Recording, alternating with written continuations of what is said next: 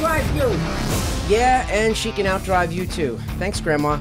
Welcome to another episode of the Derek Pernesiglio Show. I'm Derek Pernesiglio, and we have got another great episode lined up for you. Joe Gaerte joins us in the studio. Joe Gaerte, World of Outlaws legend, all-star champion, two-time all-star champion. Thanks for joining us here this afternoon. Well, thanks for having me. So, you are new, actually, I should say, to North Carolina, or just moved, didn't you? Yeah, it's kind of new, I guess. I've been here a couple of years is all, so I'm getting all acclimated, kind of figuring out all the back roads to get through all this traffic, so... It's different. What are some of the big things that you notice about living down south compared to Indiana? Oh, I would say the weather. You know, right now it's like 10 degrees up there, and they got a foot of snow. So I'm happy to be down here, even though it's a little rainy. I can deal with that part of it. So it's so, for me, this is surreal to have you here, sitting across from me, because I years ago, and I got to find the program. I was a little kid, and I remember coming up to you right before the races at Orange County Fair Speedway in Middletown, New York, to get your autograph in one of my programs, and I got it from you. I got to find the program to this day, but you know, I come from that era of, you know, being that kid in the stands and seeing the guys like, you know, Kinzer and Swindell and Bobby Davis Jr. and, you know, all those guys from back in the day. So it's really cool to see you here. And, you know, my biggest memory of you is in that Burgundy 7TW House of Windsor cigars car. Yeah, we ran that for a couple of years, yeah. Now, that wasn't the same team you drove for in the All-Stars, was it? At the end, it was, yes. We started together in '88, actually. So, before sprint cars, did you run anything before sprint cars? Nothing. No, I went right into sprint cars. I mean, I had go-karts that we messed around in the back behind the engine shop, but nothing competitive, no. I know this is starting off at the beginning, but what was that like? I mean, first off, you've been around sprint cars your entire life, so you knew they were fast and powerful. But when you first sat in one and had to hit the gas in it, I mean, was it just a holy cow moment? Pretty much, yes. The first few times we did it, we just kind of went to a track when no one was there, obviously, and just practiced. And the very, very first time I went on the racetrack, the nozzles got plugged in the engine, so it wasn't even running right. And I'm thinking, I can't do this. This is too fast, you know. And then my dad stops us and fixes the plug nozzles, and then I immediately spun out because I'm so into the gas and then too much power for what I knew, you know. And so it was different. It took a while. Most of the first year was definitely learning, and of course you learn every time you go on a track. But that was that's probably the biggest horsepower for the weight of the car that you'll ever experience. And that was racing local in Indiana. You weren't running with the series. Yeah, correct. Right? Local non-wing stuff, Bloomington, Paragon, Putnamville, that kind of stuff. Yeah. Okay, so then what was the move to go wing racing? Because I remember seeing you mostly in something with a wing. Yeah, we only did about a year non-wing around home. And then we started running with a group in Michigan called SOD that's still around to this day. But back then it was all 410 stuff. But they did all wing stuff. I felt like safer. You know, it's more what we were headed for. Headed to do ultimately Outlaws. So you want to start as soon as you can in what you're going to run. We did that for a year, and then we did the All-Stars after that. So when you were younger, it was never like a desire to join Dad in the family business building engines. You always wanted to race? Pretty much, yeah. I mean, you're there, obviously, every day at the engine shop. But I wanted to do the driving side of it, and he always liked the engine side of it. He did play around with go-karts and stuff when he was younger, but he never got into the racing side of it, as driving part. He was just into the engine stuff. So you first started driving for your dad? Correct, yes. Okay. And when was it that you picked up your first ride driving for someone? It would have been at about the middle of '88 when we were running the All-Star Series. Or I'm sorry, I guess it would have been '89 when we started doing that. '88, end of '88, first of '89. '89 is when we first run the Outlaws, but I drove for Tom Wimmer. He had actually Rick Unger, that's an older name. I remember the name. That was driving for him, and they didn't see eye to eye. So about midway through '88 is when I started driving for Wimmer. So in '89, you win the World of Outlaws Rookie of the Year. Who were the guys that you were battling that year for that World of Outlaw title? The only one I could say that I could remember. I think there was only two of us. It was Steve Beitler and myself. So Okay, yeah, I remember that name too, Steve Yeah. Beitler. Okay, that's amazing. And you know, when you were running in the Outlaws, I mean, you had 10 wins in the series in your career, and those were against the legends. I mean, you got, not only did you had Steve and Sammy, you had, you know, Bobby Davis Jr., Doug Wolfgang, Kaufman, you know, Brent Kading would show up every once in a while. I Yep, mean, yep. these were, you know, heavy hitters. that was the heavy times. That's what I always say. Yep, it was. Did you feel like the chum in the pond or anything? Pretty much at the beginning, yes. So, what was it that you loved about the sprint cars? It was just the fact of just being brought up with them with the dad, or Pretty much, yeah. You know, you're always around them all the time. Guys would always be at the shop, you know, working on engines and stuff. Kinzer was there all the time with Carl and stuff with the 11 car. So I just think that I guess the speed aspect on the dirt and somewhat out of control feeling, that's what I liked the best. that's cool. Did you first start off working on cars or working on engines? Engines first, and then we got a car from Lee Osborne, was one of my first cars, and then my dad pretty much made me go with them guys. I went with Carl and I went with Lee Osborne for several races before I was allowed to even work on my own car or do anything, and then he made me do pretty much all that. So you learned as you went. Okay, that was going to be my next question. Like, when did you start? Like, I guess I'm saying these years were the beginning years of learning how to be a crew chief, right? With Yes. working on them and Yeah, tuning them and yeah. everything else. Okay. Nowadays, you don't really get that. You know, these guys just show up and drive. A lot of them don't even know what they're working with, you know, so. So when you were racing, were you thinking that the Outlaws are where you wanted to be? What was the goal? I mean, everybody has goals coming up as a kid. I mean, God, I wanted to race in NASCAR or IndyCar, you know, and drive for a living. What was the goal for you? Was it just stay in sprint cars? Was it to go to Indy or NASCAR?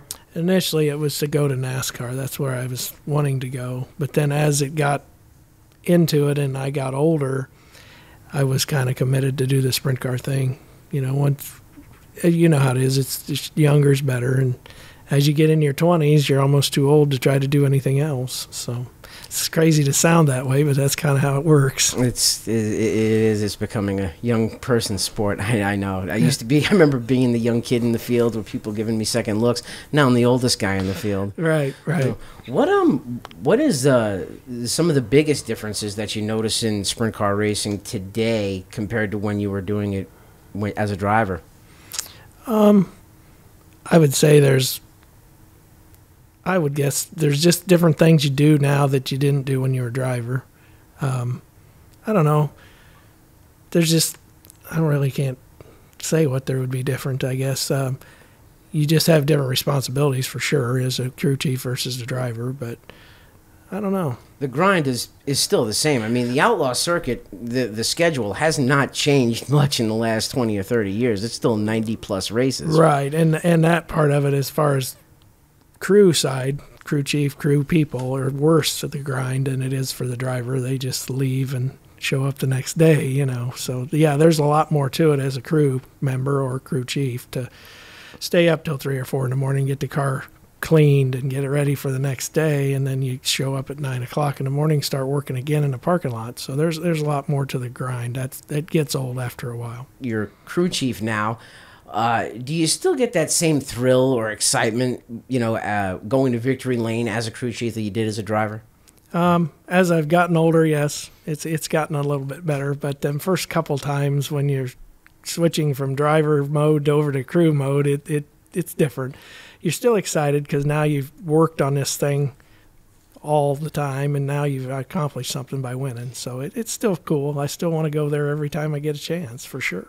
In the beginning, when you were going to victory lane as a crew chief, just switching out of being a driver, did you ever sit back and sit there and go, you know, damn it, I'm a driver. That should be me right there? Not really. No, when I was done, I guess I was done. You know, it was time. That was actually going to be my next question. When you were done, the last ride you were with was with Junior Holbrook's team. You were quoted in saying, "I just want to do other things." What was it? Were you just tired? Was it a burnout? You know, or was it both? Pretty much both, really. You know, you're just tired of it. You're tired of the road. They wanted to keep go, go, go. I would just as soon step back and maybe done some all-star stuff or, something like that. Just kind of shorten your schedule, not be out there on the road constantly.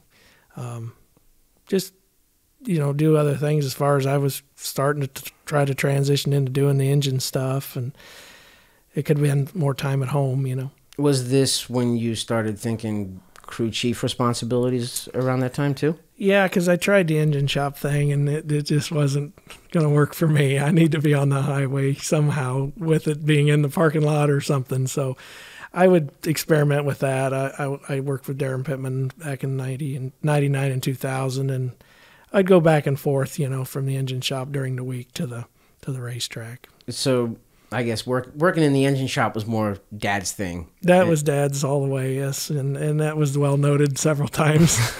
Why did you guys argue about that? Or that was some arguments a few times. Yeah. Okay. You need to get your life together. Well, I do have it. It's just not what you want. So. But. And you were driving at the time, right? Yeah. That's when he was trying to convince me to wind down. But you know what, though, in a way, that was kind of like a good for you, because now all around you can do everything on the car. You can build the car, you can build the motor, you can set it up. I mean, and for all intents and purposes, drive the damn thing. Yeah, and it came in a lot of times. It's came in handy when I've had younger people driving my own personal race cars, because they can relate to when you say this is what's going to happen, and then that's what's going to happen because you drove, you know that. So it's helped a lot of people that I've had driving for me. Who are some of those drivers that you have had that good chemistry with? I would say Carson, my most recent guy, Carson Macedo. Mm-hmm. He started racing for me when he was 20. He had raced his family stuff. His great uncle was Tom Tarleton, and they'd run all the California stuff. And he'd won the King of the West and that kind of stuff, but never left California. Raced a little bit with Linders in Ohio, but just a handful when he was doing the Keith Coon Midget stuff. So to teach him to run Ohio racetracks was difficult because they're dry and they are no cushion to speak of, and he's a California guy. He only knows one thing, that's the cushion. So he had confidence enough to know that I raced and that he would trust me in what I would say. So we had a really good relationship.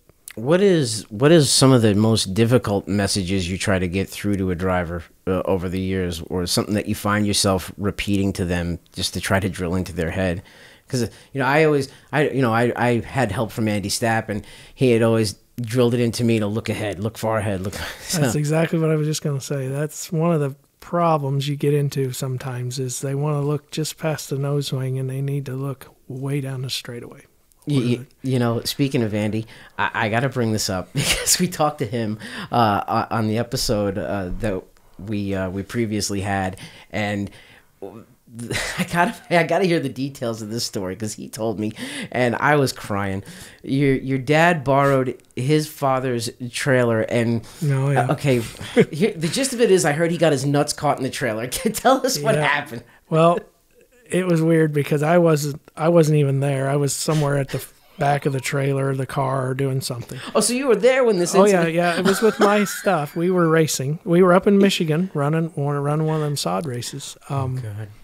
And I was, like I said, not around that, but I seen the aftermath of the whole mess, and it was quite funny. We could laugh about it afterwards, but it wasn't a funny thing at the time. Did you have to drive home? Yeah. Yeah, he was pretty much laid out, so yeah. Oh, God. Yeah. That's terrible. We were probably, not Michigan from us in Indiana. We were maybe 4 or 5 hours most, so it wasn't a huge ride home, but it was a ways. And they still have that trailer, right? They still have that trailer. Yep, they've had it all restored, and they've put a little memory thing inside the door there where it's closed on my dad. And, Racers are funny people, right? They'll hold on to certain things for memorabilia. Steve still has that, and he's going to use it for some of his cars he restored and drive them around. But It's quite cool, actually, at the time. But it wasn't funny to my dad, of course, but we had a good laugh later. It's a funny story. Oh, yeah. I think it was a once in a lifetime. You'll never have that again. Now turned crew chief for the World of Outlaws, and worked for Kyle Larson as the crew chief for the number 2 car, but recently switching gears. Can you tell us about that? Yeah, I'm going to take a job here with Alex Bowman. He's going to start a wing sprint car program. And, of course, he has midgets, and he's been running them. So it'll be a little different. I'm going to be his first employee, I guess, and we're going to learn. He's going to have C.J. Leary driving for him, which is a prominent non-wing guy. So we're going to teach a non-wing guy how to run sprint cars with wings. So we'll see. I run on dirt with an Outlaw cart, but it's not a sprint car. It's way smaller. But I have only run a few non-wing races here and there. What is some of the big things that you've got to teach a wing driver? Wing guys are it's faster, obviously, because of the wing. But some of the non-wing guys want to have a tendency to back the thing in too much. You got to run a wing car really straight. And that's a little bit of a learning curve. Now there's some non-wing guys will pick that up real quick. It's just a matter of what, I think CJ's run maybe a couple wing races. I know they practiced out here last year at Charlotte, and then he got in trouble for soaking tires or something, so the Outlaws wouldn't let him run, even though it was a USAC event, but they all stick together on that stuff. So we're going to try to do some testing for sure. Alex would like to try it. He's never run a wing car, so it'll be a learning curve for everybody. What kind of feedback is CJ giving you about it? Does he like it? Is it different? Is it confusing for him? He hadn't mentioned confusing. He said it's been faster, obviously. Not a lot of feedback. He's wanting to learn from me, to try to speed up their learning curve of what they need to do, because they're pretty lost on setup stuff, because it definitely doesn't correlate to non-wing stuff. Have you worked with CJ before? I don't know if you guys have worked together. No, I didn't. He's had some of our engines, but nothing chassis or none of that kind of stuff over the years, but no. Okay, so you're still trying to gel together, I guess, and develop that chemistry. Mm-hmm. I got you. For him, is there anything that you have to do, like setup-wise, knowing that he's going to drive it like a non-wing car? I would say, I'll have to keep the thing a little bit different as far as how the car's going to roll a corner, because he's going to want to try to turn it. It needs to turn for itself. There's going to be a few things. And obviously, as beginners I've worked with before, to get them up to speed, you can't really do a full-on tighten-up type race car like you would for somebody that's raced them a long time. You gotta kind of leave them on the loose side, I would guess you'd say. Changing gears really quick, as far as like the state of sprint car racing goes, I think we had discussed this even before we had started the show, but like, what was it that, I shouldn't say scares you the most, but makes you the most nervous about what's happening nowadays in sprint car racing? I just think there's a lot of kind of things like the NASCAR kind of things going on, where there's, I wouldn't say rent-a-rides, but there's a lot of the drivers bringing sponsorship money to get the ride. So, really? So, wait, this is more of a trend, like you said. You hear more in NASCARs. So, you are seeing this buy-a-ride thing happening in the Outlaws? Yeah, I wouldn't say they're getting the 100% sponsorship, but they're getting in some cases, majority of it. Okay, so they're coming. You have to have a backer, right? Okay. Yeah, they're coming in saying, "Here, I got this much money. Can you put me in the car?" Well, what's the owner going to? Sure, every bit counts, so they're going to go for it. So, do you think it's going to turn into something of high turnover, where you see guys come and go just because fathers have they have enough with spending money on sprint car racing and they're off doing something else? It's possible. I guess that goes back to what their son wants to do. They get in it, they obviously don't like it, then they're going to move on, take their money elsewhere, as they say. Over the years, since you've been driving, what are some of the biggest advancements that you've seen in the sport that have helped it go in a positive direction? I'd say the safety stuff. It's gotten a lot better with safety. Looking. I mean, when I first started, there was no full containment seats. That wasn't even heard of, you know. It was just a high back seat, right? Well, I didn't even have a high back seat in my first cars. Really? Yeah. It just had where the belts came over the bar, you know. And one side had the right side had the wrap, and that was it, you know. The basic car itself has stayed the same, you know, solid axle up front and in the back, you know, torsion bars or coils. Yep, correct. So really it's... The 1987 Gambler that I had is very similar to the Maxim car built today, you know. So when you have a car that basically has stayed the same for decades, what are the areas that you have to find an edge? Because technically everybody's got the same thing. Right now it's shocks.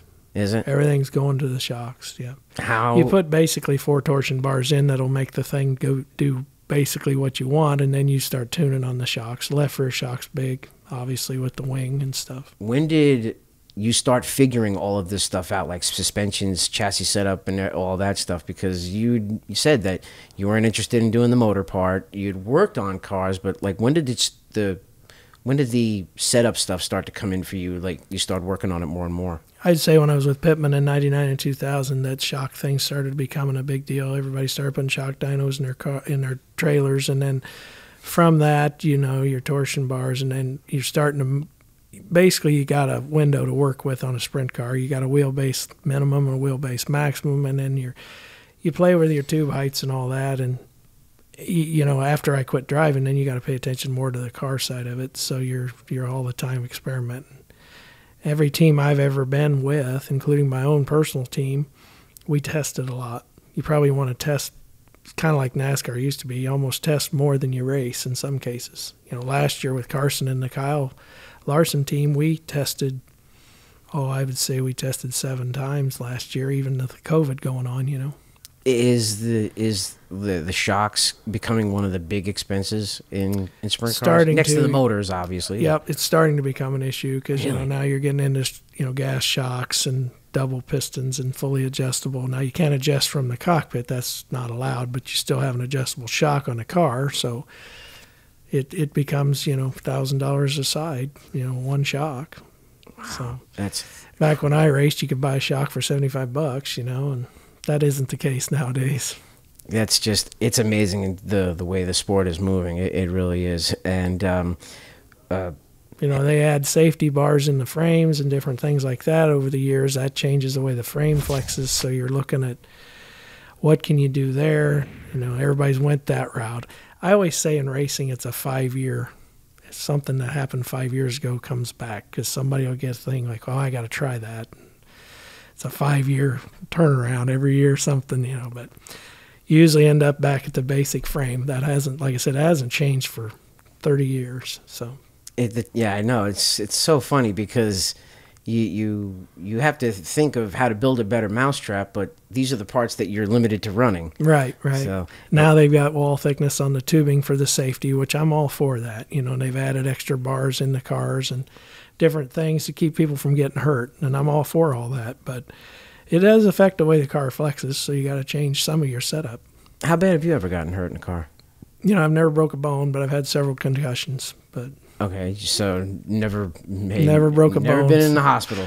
Nope. No. Knock on wood for that one, right? I've been able to walk away every time, yeah. So. Okay. That's cool.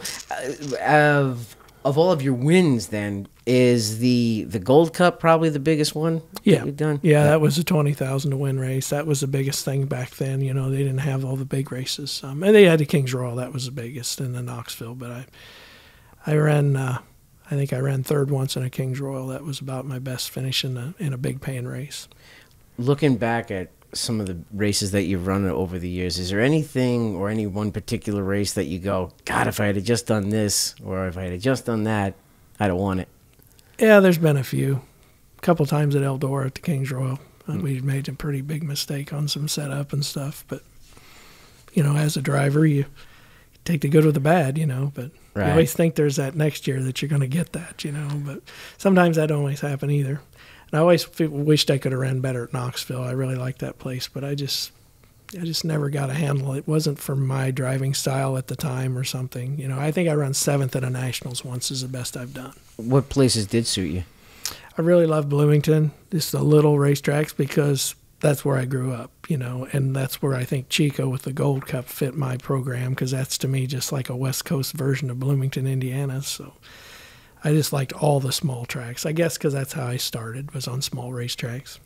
What about any of the big tracks? Do you prefer any? I like Eldora real good because we went there a lot. Back when I started racing, they did a weekly race there. Every once in a while, they'd do it like every Friday. They'd have just a weekly show.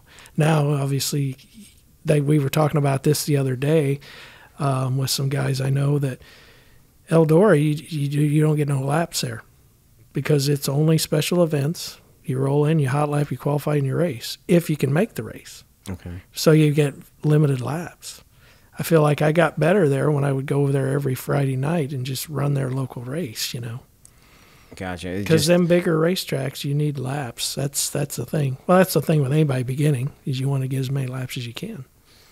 You were around when they put dirt on Bristol. Yep. And now they're going to do it again. Mm-hmm. What was Bristol like on dirt when you ran it? I did not race it. I Oh, was there as a spectator, but that was right in the transition of when I was quitting and starting to work on cars.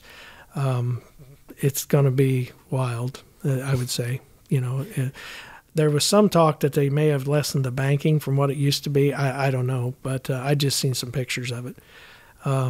It'll be super fast, that's for sure. But this year coming around, you've got 30-plus races that you guys are going to run, right? Yep. Wing stuff. What's the first race for you guys on the schedule? Haven't decided yet. Still trying to come up with a schedule, because CJ is going to try to win the USAC National Championship, so with the sprint cars. So that's got to kind of fit around what we're doing. Mm-hmm. That's priority. Alex is wanting to do a few. He's got to work that through Hendrick and figure out where they're going to allow that. So there's no chase for any points or a championship this year. It's just get up to speed. Right, correct. All right. Well, I would feel that we'll probably test as much as we'll race is what's going to happen. Well, that's also got to be, I shouldn't say less pressure for you, but you've got to be at least feeling good knowing that the pressure is not on to perform. It's just really start to gel and build a foundation here, right? Yeah, and I kind of want to get off the road. I mean, I'll be 55 at the end of the month, and I'm wanting to kind of move on to doing less of the road stuff. It gets to be old, you know, out there all the time. Last year was an easy year because we had COVID. We didn't have a lot of races. Right now, this year, the Outlaws got 90-some races scheduled. That's a pretty big race schedule to do. Now that you've reached this age now and this level of maturity, what are some of the things that you want to do?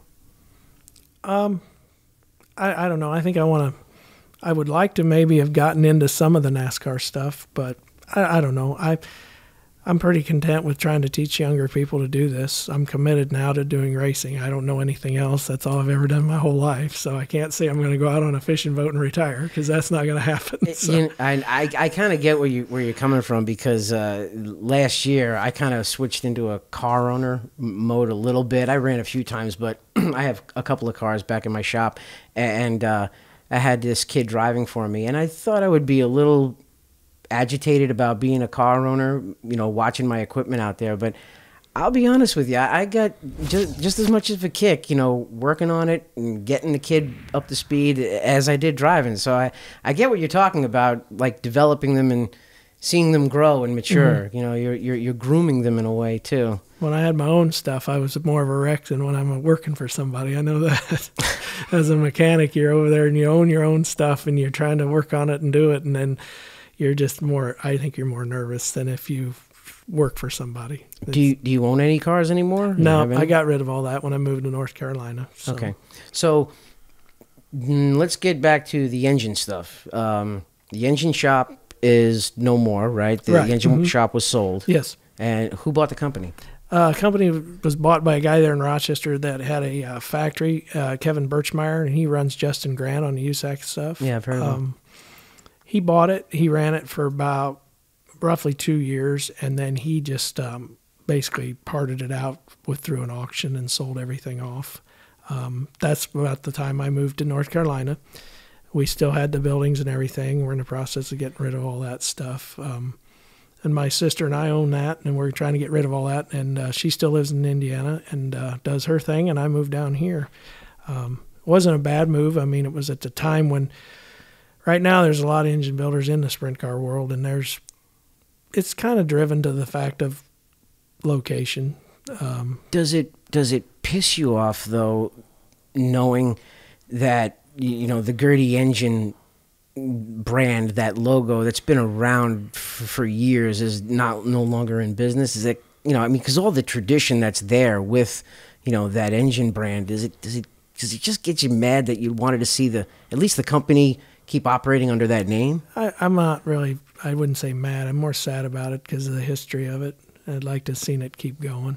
And he kind of had that intention at the beginning, and then I think he saw a way to break even, make money. I'm not sure what his thought was on selling it. That's unfortunate. I had a couple-year contract to stick around, and I seen where it was going, so I just moved on. But I kind of almost wish there was a way I could have kept the name going somehow, with whether it be someone else take it over. But it just didn't work, and I can't say there's any hard feelings there, but it just didn't work the way we thought it was going to.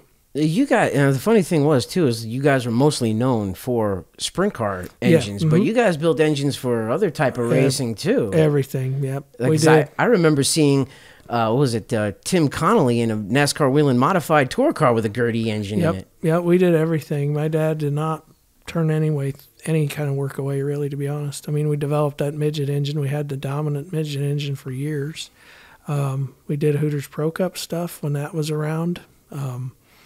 We did some ASA stuff back in the day. I mean, we did a lot of different kinds of engines. We did tractor pulling engines. When my dad first started the sprint car side of it, he was doing tractor pulling engines, Wow. It's amazing because, nowadays engines are built for, a big track, a short track. You want something with more pull out of the corner or something with more top end. But like, to buy a sprint car motor to go run the Outlaw Tour, you needed something that was good all around. You needed something that was good on big tracks and little tracks. Yep. That's what we tried to do, was have a best all-around engine at the time. But like you say, nowadays that's not the case. You change engines constantly for different scenarios. Is the cost just getting out of hand with the motors? Pretty much, yeah. Last year at Kyle's, I think we got a new engine. It was $65,000 or something. So it's crazy numbers. Where do you think we can save money nowadays? Boy, I don't know. It's all the cylinder head technology is what's costing money, really. Is it a situation where everybody's just looking for that edge, or do you think that we maybe need to find a way to get back to the way we were, to have an engine last you for most of the season, and you could take it and have it freshened up and go race again, or maybe even harder tires to. That would be a good idea, but I don't know. Once you open that worm can, I don't know that you can fix it. It's a tough answer. I like the hard tire idea, but ASCS tried that with the 360s. It didn't really accomplish a whole lot. Every time you put a rule in, I feel like costs you money. Yeah. You look back at Ted Johnson when he started in '78 and run what you brung. That may have still been the thing they needed to look at, not put a cubic inch rule in. Because back then you could build a big cubic inch motor for less than you could a 410, because you're now putting more technology into that 410 where you just built big cubic inch and you could instantly have power. But I'm not sure that's the answer either. I mean, we're this far into it now. It's going to be tough to reverse that. Yeah, so. I know. It's like the Pandora's box has already been opened. We could sit here talking racing all day, and I'm probably going to have a lot more questions for you guys, but before we wrap it up, what are some of the big things that you're looking forward to this year? I mean, because when we had chatted, you thought that working for Kyle Larson's team was going to be your retirement plan, and then Larson had to sell the team, and now you're moving over to working for Alex Bowman. But what are some of those big things that you're looking forward to doing this year, even though you're not racing for points or for championships, but some of the things that you're looking forward to actually working together with on him? I would like to get his team up and going for him and learning, and as far as CJ and himself, learning, get him set up in the shop. I mean, he doesn't really have much for shop equipment and that kind of stuff, and try to get the team up to where if they do want to go run an all-star situation or go someday maybe run an outlaw deal, I don't want to do the whole road thing, but I'd definitely be there to help if need be. So is this also kind of like a teaching thing for you for Alex kind of showing him, look, this is what you need in the shop. This is the equipment we need. Correct, yeah. Mm-hmm. Okay, so you kind of also... They built that car all by themselves last year to come down here and do this race at Charlotte, and he did an excellent job for never doing anything with sprint cars. I mean, he's done a lot with midgets over his career with the Focus stuff and all that, but they did a really good job. But I mean, it's just trying to speed up their learning curve by hiring experience. That's the whole key. And yeah, you'll be there to streamline everything, I guess. I'm hoping to, yes. Try to fine tune it for him. Well, Joe, I want to thank you for joining us here today.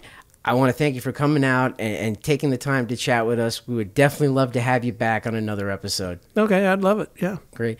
Joe Gaerte joining us here in the studio. We want to thank all of you for joining us this afternoon. I'm Derek Pernesiglio for the Derek Pernesiglio Show, saying we'll catch you again the next time. Bye.